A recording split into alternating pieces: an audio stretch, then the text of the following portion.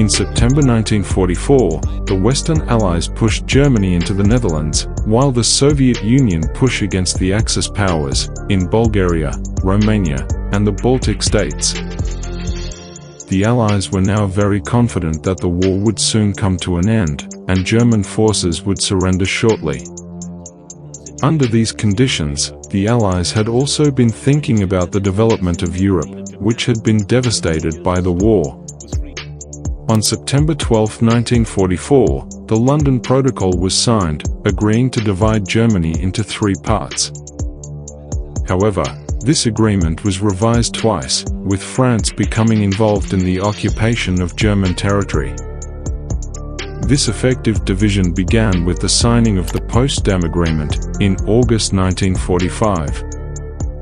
With the end of World War II, which was a global military conflict, it was the seed of the Cold War. The Cold War began in 1947, after the Allies had defeated Italy, Germany, and Japan in 1945. The significant differences in the development of Europe after World War II triggered conflicts caused by differences in the ideological foundations of both sides. On one side, there was the United States, based on capitalist democracy, while the Soviet Union adhered to communist ideology. As a result of this competition, it triggered wars and disturbances in other regions, one of which was Germany. Germany was divided into 2, with West Germany, dominated by the United States, France, and the United Kingdom, while East Germany was dominated by the Soviet Union. When Germany was under the influence of these 2 superpowers, Stalin was keen to weaken and render Germany powerless. He believed that Germany's strong industry was detrimental to Eastern Europe. On the other hand, the United States had a different perspective. They believed that a poor and powerless Germany would be a perfect stepping stone for dictators like Hitler to rise to power. Although the United States agreed that Germany should pay for the damages caused by the war, they did not exploit West Germany, as the Soviet Union did. Moreover, a weak and impoverished state was fertile ground for communism to grow. Therefore, the United States wanted West Germany to prosper. In their pursuit of prosperity, the Soviet Union disrupted the efforts made by the United States. Not remaining silent, the United States, France, and Britain held a secret meeting, where they planned to issue a new currency for West Germany, which would be announced simultaneously. The planning of this new currency was also a follow-up plan by the United States to merge West Germany. In 1947, Britain and the United States agreed to merge their zones, known as the BIS I. And a year later, France also agreed to merge its zone with the United States, forming the Tree Zone. Then in 1949, West Germany became a capitalist Western nation with a democratic government. On the other hand, East Germany became an authoritarian state with the most advanced economy in the Eastern Bloc. After World War II, the Federal Republic of Germany, or West Germany, immediately began rebuilding its infrastructure, damaged by the war. Through the implementation of the Marshall Plan, the United States provided $1.5 billion in financial aid, and within 15 years, the West German government successfully rebuilt the country. The 1950s were a miraculous time for the West German economy.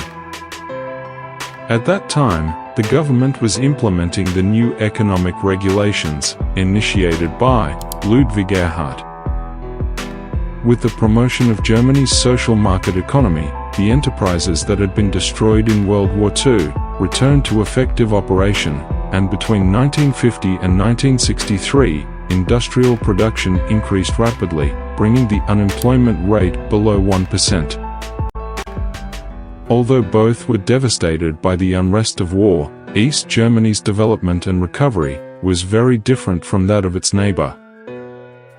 Several reasons for the slow growth of East Germany included a lack of abundant natural resources and minimal assistance from the Soviet Union. The nationalization of the economy, following the Soviet model, led to new problems. The shortage of labor and the migration of workers caused the East German economy to decline. Workers and laborers flocked to West Germany in search of better opportunities. With the stark differences between the capitalist democracy and socialist communism systems, East Germany tightened its borders. The government of the German Democratic Republic prohibited its citizens from crossing from east to west. East Germany not only followed a regime like the Soviet Union, but also adopted Stalin's totalitarianism, with the Soviet secret police intimidating those who opposed the government. The aspirations and income of the population went unheard, as the mass media was controlled by the government. Seeing their living conditions deteriorate, jealousy among the East German population grew. Their lives were highly restricted, and government-provided facilities were minimal. Lack of privacy, such as communication surveillance, and incidents of harassment and violence, made life for the people of East Germany very oppressive. Given these conditions, around 12 million East Germans migrated westward in search of a better life. Therefore, the German Democratic Republic implemented a policy of abolishing passports and building the Berlin Wall. This wall was constructed in August 1961, led by Walter Ulbricht. With the construction of the Berlin Wall, West Berlin and East Berlin are now separated.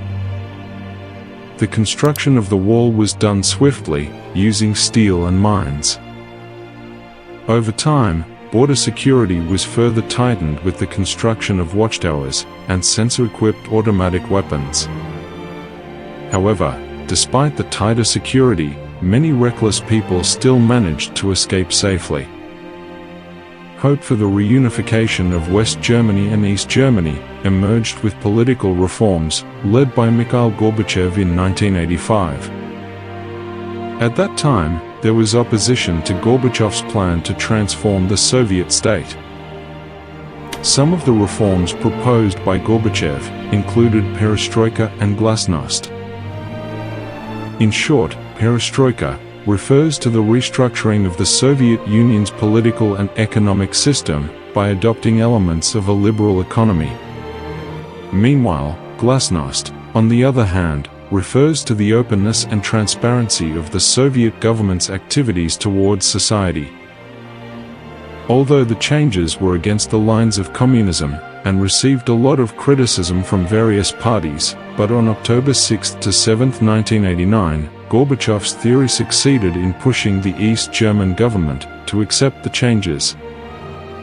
With widespread unrest that could not be controlled, East German leader Erich Honecker resigned from his position on October 18, 1989. This was followed by members of the East German cabinet resigning until November 7. Then, on September 9, 1989, the government spokesman for East Germany, Gunther Schwabowski, then announced that the East German government had released its grip on the country. Initially, the citizens didn't understand the significance of the announcement, but they collectively flocked to the border checkpoints and carried out a heroic act by tearing down the Berlin Wall. The history of German reunification officially took place on October 3, 1990, becoming a national holiday for the Federal Republic of Germany.